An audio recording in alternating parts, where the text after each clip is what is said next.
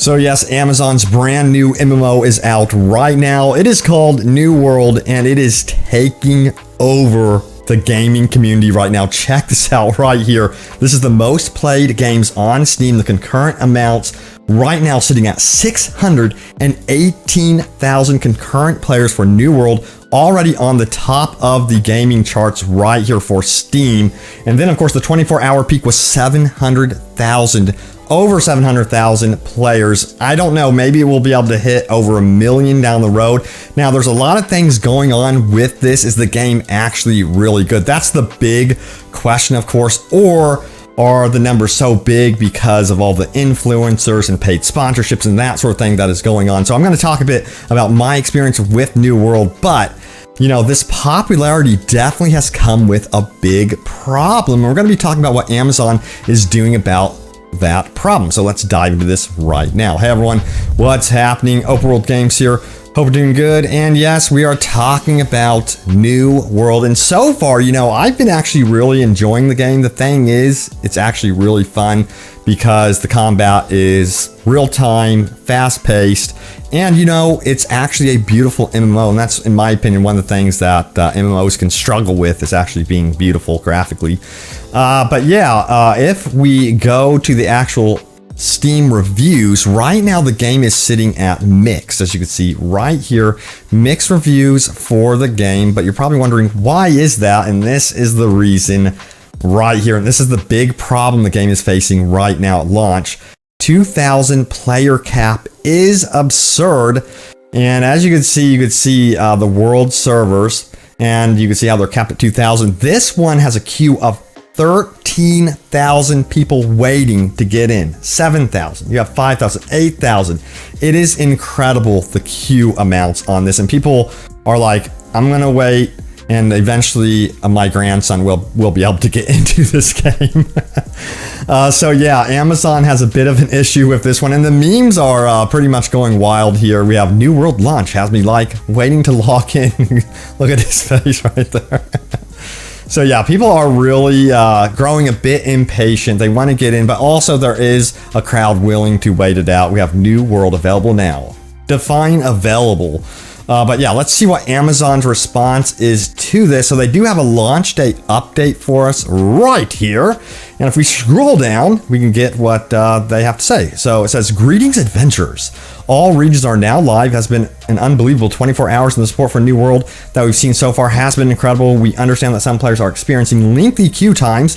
We are working hard on a few things to help address these issues. We are continuing to stand up additional servers, and will expand the capacity of our existing servers once we have properly tested these changes. Now, our sole focus right now is to get everyone logging in and playing quickly to ensure everyone can find an open world now, while also finding a home in Artunum. With our community long term, we'll offer an opportunity in the next 2 weeks for all players to relocate their characters to a new server of their choice at no cost. We appreciate your patience as the New World community grows, and encourage you to solidify your long-term server plans for you and your company. Thanks for your support. We can't wait for to see you in Artunum. And yeah, so that's what's going on right now. And I think a lot of these big server queues is because the game is, of course, popular, but also a lot of the bigger streamers are streaming the game in a sponsored capacity, and they're also checking out the game because they want to check out the game as well. But that's causing these big server queues as well on top of everything. Now, they did post this out on Twitter as well. They said, we have opened up additional worlds on the North American East server. Check out the full list. So this is only posted like minutes ago for me right now. So you can already tell that they're adding servers. They're very serious about getting this particular problem fixed, but I think they're going to have to actually increase the world size from 2,000 up to, I don't know, maybe double,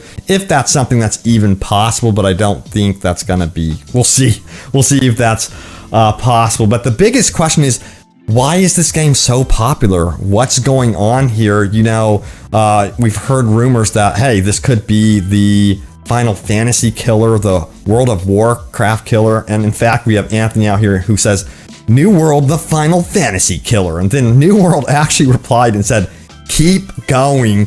And some fans didn't like this type of rivalry, but I personally find it funny. But anyway, I think one thing that's so unique about this game from what I have played so far is that it's an MMO that's actually graphically really appealing.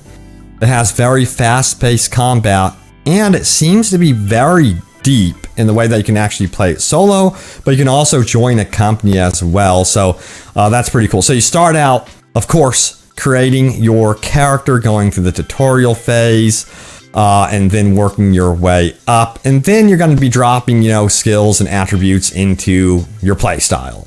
Do you want strength, dexterity? Do you want to be a mage, a swordsman, ranger, or anything in between? The game is very classless in that regard. So you can have a lot of freedom with building your character and doing whatever you want. Now, it does have a lot of cool stuff that seems to be working very well so far. It has factions, but you can also, underneath this faction, form a company of 100 players. So you can really get into a fairly large group. And yes, the open world, as you can see, the map here is very large. Like, this is pretty impressive stuff right here. And there's going to be dungeons and other things that I'm going to be talking about here in just a moment. So a lot of cool stuff going for this game so far. But yeah, once you get a part of a faction, a company, you can actually take over land. You can form settlements. And these are all going to provide you with interesting bonuses as you stay in territories, take over more territories. And I think it's a really cool thing that land actually really does matter in this game and has influence on your character and your company and your faction. So I think that's cool. And of course, that's going to lead to war. So you can actually engage in actual wars in this game, but you have to, abide by certain conditions to have a war initiated. And the reason why a war would be initiated is because you want to take over a settlement, of course, but they don't want people constantly having to defend their settlement over and over again. So you have to, again, meet these conditions, which I think is really cool. So you have to build up these conditions to actually challenge someone, challenge a settlement to a war. And it's actually like a really combat-centric type mode as well. So yeah, there's going to be PvP in this game, there's PvE, and you can eventually build your way to that full-scale war mode. Now, in downtime, you can go exploring. You can, of course, chop down trees, build up a trade if you want to.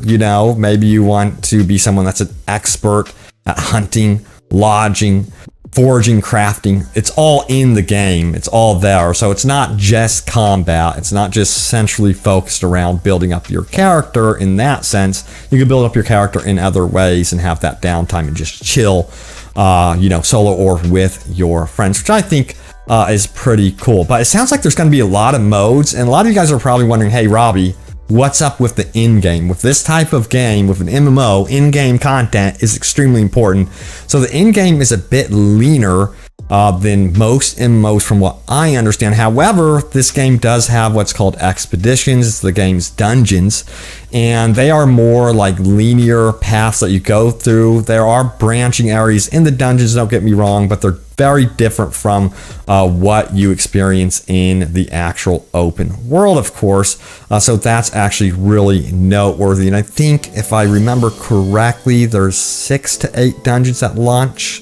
Don't quote me on that, but there's going to be like in-game variations of these dungeons as well. So you have to keep that in mind with very, very difficult bosses. So the idea here is that the dungeons are really going to test your combat and your skill as a group to really come together to take down these big, heavy-hitting bosses and these very difficult dungeons for sure. So yeah, it's going to be interesting to see what happens with this game. I think Cyberpunk, when it released, it had, I can't remember the concurrent player amount, but it was pretty crazy as well.